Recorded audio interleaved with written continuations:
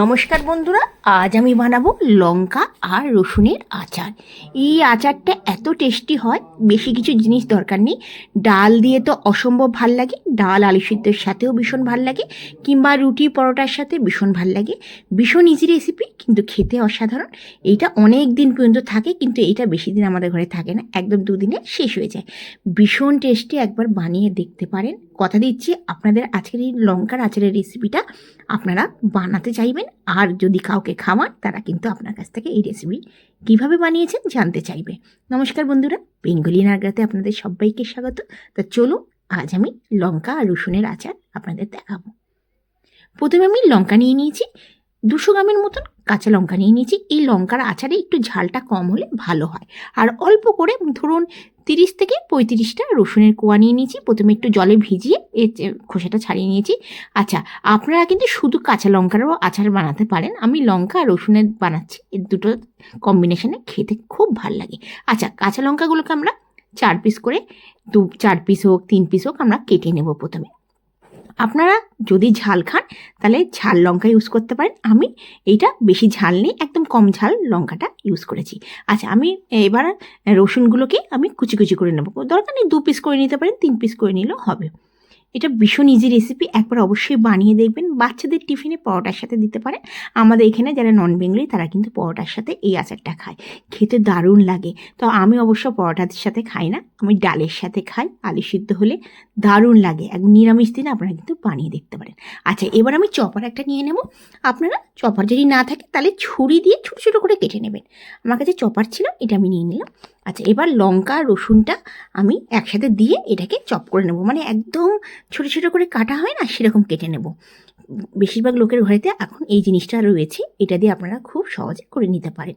আর যদি না থাকে কোনো চিন্তার দরকার নেই, একদম ছুরি কিংবা বটি দিয়ে ছোটো ছোটো করে কাঁচা লঙ্কাগুলো মাঝখান থেকে ছিঁড়িয়ে একদম ছোটো ছোটো করে কেটে নেবেন। যত ছোট হবে তত খেতে কিন্তু খুবই ভালো লাগবে। দেখুন, আমি চপ দিয়ে একদম ছোটো ছোটো করে দিয়েছি।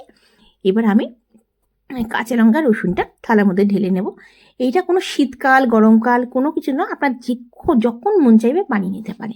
গ্যাসের ফ্লেমটা লো করে একটা তাওয়া বসিয়ে দিয়েছি, ননস্টিকের তাওয়া। আমি দিয়ে দিয়েছি 1 চামচ জিরে, 1 চামচ মৌরি, 2.5 চামচের মতো দেবো সর্ষে। সর্ষেটা অবশ্যই একটু বেশি লাগবে। 8-10টা মতন গোলমরিচ দিলাম, সাবুত গোলমরিচ। আচ্ছা, সর্ষে জায়গায় আপনারা সাদা সর্ষেও দিতে পারেন। আচ্ছা, আর দেবো 1/2 চামচের মতন মেথি। মেথি অবশ্যই দেবেন, মেথি কিন্তু একদমই বেশি দেবেন না, তাহলে তিতো হয়ে যাবে। আর মেথিটা দিলে কিন্তু হজমে ভীষণ সাহায্য হয়। আচ্ছা, আমি গ্যাসের ফ্লেমটা লো করে একদম 3-4 মিনিট সুন্দর গন্ধ আসা পর্যন্ত আমি একটুখানি ভেজে নেব। বেশি ভাজবো না, একদম লো করে 3-4 মিনিট ঘড়ি দেখে। এদিকে মশলাটা একদম ঠান্ডা হয়ে গেছে, আমি মিক্সারে দিয়ে দেবো আর দারদারা পিষে নেবো। দারদারা মানে আধ ভাঙা, একদম ফাইন পাউডার করবো না। একটু চালাবো বন্ধ করবো, চালাবো বন্ধ করবো। আর হ্যাঁ, অবশ্যই ঠান্ডা করে, গরম করে নয়। আচ্ছা, এদিকে মশলাটা পিষে নিচ্ছি, আর এদিকে কি করবো, একটা কাঁচের বাটিতে আমি লঙ্কা রসুনটা নিয়ে নিলাম। মশলাটা পিষে নিয়েছি। এবার দেখুন, এবার আমি মশলাটা দিয়ে দেব। আপনারা একটু আন্দাজ মতন দেবেন, আমি যতখানি আছে ততখানি পুরোটাই দিয়ে দেবো। মশলাটা দিয়ে দেওয়ার পর এবার আমি 1/2 চামচের থেকে কিছুটা বেশি নুন দেবো, আপনারা স্বাদ অনুসার নুন দেবেন। 1/2 চামচ দেবো কালো জিরে, 1/2 চামচ হলুদ পাউডার, 1/2 চামচ দেবো কাশ্মীরি মির্চ, 1/2 চামচ দেবো গরম মশলা। এদিকে এবার একটা ছোট বাটি নিয়ে নিয়েছি, তার মধ্যে গ্যাস জ্বালিয়ে দিয়েছি, আর সর্ষে তেল একটু গরম করে নেব। অবশ্যই সর্ষে তেলটা গরম করে নেবেন, আপনারা কাঁচাও দিতে পারেন, কিন্তু গরম করে নিলে ভালো হবে। গ্যাসের ফ্লেমটা 2 মিনিট আমি গরম করে নেওয়ার পর গ্যাস ফ্লেমটা বন্ধ করে একটু করে হিং দিয়ে দিয়েছি। 1/2 চামচের হাফ দিয়েছি হিং। অবশ্যই হিংটা দেবেন, আচারটা দারুণ লাগবে খেতে। আচ্ছা, কাঁচের বাটিতে সমস্ত কিছু আমি মিশিয়ে নিলাম। বাটিটা একটু ছোট লাগছে, আমি একটা বড় বাটিতে নিয়ে নেবো, কারণ তেল দেওয়ার পর তাহলে মশলাটা পরে আজকে না হলে 1-2 দিন রোদে যদি আপনারা দিতে চান, এটা কিন্তু রোদে দেওয়ার দরকার নেই, রোদে না দিয়েই কিন্তু খাওয়া হয়ে যায়। কিন্তু যদিও রোদে দিতে চান তাহলে মশলাটা একটু ফুলে যাবে, তাহলে একটু অসুবিধা হবে। তাই জন্য আমি কী করলাম, একটা বড় বাটির মধ্যে নিয়ে নিলাম, আর বড় বাটিটার মধ্যে এবার তেলটা একদম ঠান্ডা করে নেব, তারপরেই দেবো, গরম একদমই দেবো না। এটা ভালো করে মিশিয়ে নেব আর কাচের শিশিরের মধ্যে রেখে দেবো। এটা কিন্তু কোনো রকম রোদে দেওয়ার দরকার নেই, আমি কিন্তু এই আচারটা বানাই বিনা রোদে। আর বর্ষাকাল এখন, যদি পারেন একটুখানি হালকা রোদে দিতে পারেন, রোদে দেওয়ার কোনো দরকার নেই। আমি অল্প পরিমাণে বানিয়েছি। এইটা কি হবে, ঝটপট বানাবেন, একদম ফটাফট এটা শেষ হয়ে যাবে। এটা রাখার কোনো দরকারও নেই, খুব তাড়াতাড়ি এটা শেষ হয়ে যাবে। দেখুন কত সুন্দর লাগছে, একটু তেলটা বেশি হবে, দেখুন কি দারুণ লাগছে। এবার একটা কাচের বাটিতে মানে শিশিরের মধ্যে আমি ঢেলে রাখবো। অবশ্যই আচার কিন্তু একটু কাচের শিশির মধ্যে ঢেলে রাখলে বেশি ভালো হয়। তো আপনারা দেখা যাচ্ছে কি দারুণ লাগছে।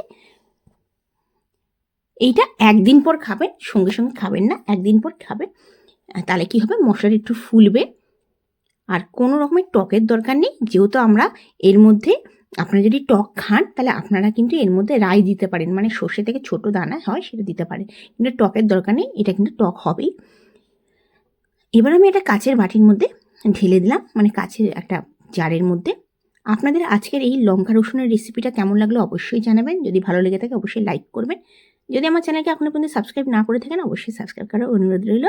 আপনারা এই রেসিপিটা বানিয়ে অবশ্যই খেয়ে আমাকে কমেন্টসে জানাবেন ভালো লেগেছে কিনা।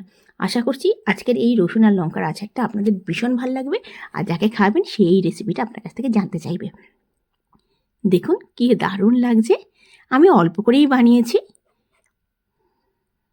একবার অল্প করে বানিয়ে দেখতে পারেন। কথা দিচ্ছি দারুণ লাগবে এই রসুন আর লঙ্কার আচারটা। আপনাদের যদি ভিডিওটা ভালো লেগে থাকে অবশ্যই ঘরেতে বানিয়ে কমেন্টসে জানবেন ভালো লেগেছে কিনা। আজকের ভিডিওটা এই নিয়ে শেষ করছি। আবার আসবো নতুন দিনে নতুন ভিডিও নিয়ে। আপনারা ভালো থাকবেন, সুস্থ থাকবেন এই কামনা করে আজকের ভিডিওটা শেষ করছি। ধন্যবাদ।